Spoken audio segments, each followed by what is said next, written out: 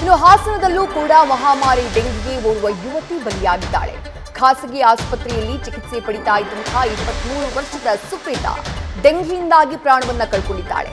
ಅರಸೀಕೆರೆ ತಾಲೂಕಿನ ಮುದುಡಿ ತಾಂಡ್ಯದ ಸುಪ್ರೀತಾ ಪ್ರಾಣವನ್ನ ಕಳ್ಕೊಂಡಾಕೆ 4 ದಿನಗಳ ಹಿಂದಷ್ಟೇ ಜಿಲ್ಲಾಸ್ಪತ್ರೆಗೆ ಸುಪ್ರೀತಾಳನ್ನ ತೀವ್ರ ಜ್ವರದ ಕಾರಣಕ್ಕಾಗಿ ದಾಖಲು ಮಾಡಲಾಗಿತ್ತು.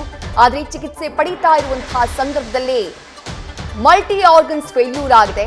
ಬಹು ಅಂಗಾಂಗ ವೈಫಲ್ಯದಿಂದಾಗಿ ಪ್ರಾಣ ಕಳ್ಕೊಂಡಿದ್ದಾಳೆ ಎನ್ನುವಂತಹ ಮಾಹಿತಿ ಲಭ್ಯವಾಗ್ತಾ ಇದೆ. ಹಾಸನದ ಖಾಸಗಿ ಆಸ್ಪತ್ರೆಗೆ ಆಕೆಯನ್ನ ಪೋಷಕರು ದಾಖಲು ಮಾಡಿದ್ರು. ಚಿಕಿತ್ಸೆ ಫಲಕಾರಿಯಾಗಿದೆ.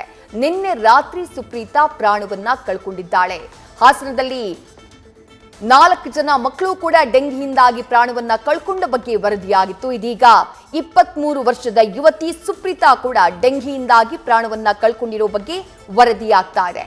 ಅರಸೀಕೆರೆ ತಾಲೂಕಿನ ಮುದುಡಿ ತಾಂಡಾದ ಯುವತಿ ಈಕೆ ಸುಪ್ರೀತಾ.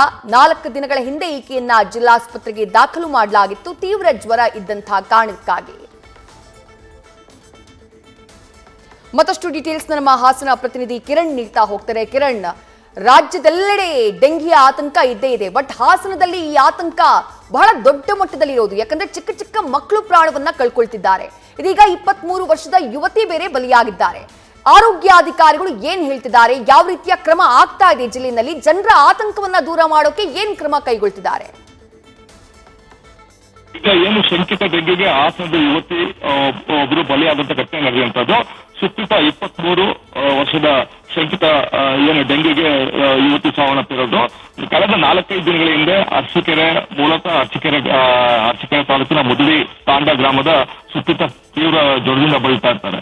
ಕೂಡಲೇ ಮೊದಲಿಗೆ ಏನು ಅರಸೀಕೆರೆಯ ತಾಲೂಕು ಆಸ್ಪತ್ರೆ ಕರ್ಕೊಂಡು ಹೋಗ್ತಾರೆ, ಅಲ್ಲೂ ಚಿಕಿತ್ಸೆ ಕೊಡಿಸ್ತಾರೆ. ತದನಂತರ ಹೆಚ್ಚಿನ ಜ್ವರದಿಂದ ಬಳಲ್ತಾ ಇರೋ ಕಾರಣ ಆಕೆಯನ್ನ ಹಾಸನ ಜಿಲ್ಲಾಸ್ಪತ್ರೆಗೆ ಕರ್ಕೊಂಡ್ಬಂದು ದಾಖಲು ಮಾಡ್ತಾರೆ. ತದನಂತರ ಹಾಸನ ಜಿಲ್ಲಾಸ್ಪತ್ರೆನೂ ಕೂಡ ಚಿಕಿತ್ಸೆನ ಮುಂದುವರಿಸ್ತಾರೆ. ಮತ್ತೆ ಜ್ವರನೂ ಕೂಡ ತೀವ್ರವಾಗಿರುತ್ತೆ.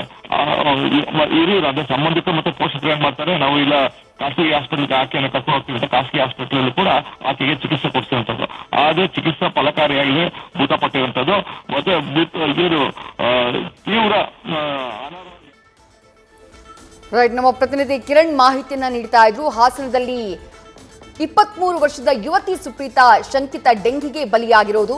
ಜಿಲ್ಲಾಸ್ಪತ್ರೆಗೆ ಮೊದಲಿಗೆ ದಾಖಲು ಮಾಡಲಾಗಿರುತ್ತೆ. ಅದಾದ ನಂತರ ಪರಿಸ್ಥಿತಿ ತೀರಾ ಕ್ರಿಟಿಕಲ್ ಆದಂತಹ ಕಾರಣಕ್ಕಾಗಿ ಖಾಸಗಿ ಆಸ್ಪತ್ರೆಗೆ ಆಕೆಯನ್ನ ಶಿಫ್ಟ್ ಮಾಡಲಾಗಿತ್ತು ಅನ್ನುವಂತಹ ಮಾಹಿತಿ ಕೂಡ ಸಿಗ್ತಾ ಇದೆ. ಆದರೆ ಚಿಕಿತ್ಸೆ ಫಲಕಾರಿಯಾಗದೆ ನಿನ್ನೆ ರಾತ್ರಿ ಹಾಸನದಲ್ಲಿ 23 ವರ್ಷದ ಸುಪ್ರೀತಾ ಡೆಂಗಿಗೆ ಬಲಿಯಾಗಿದ್ದಾಳೆ ಅಂತ ವರದಿಯಾಗಿದೆ.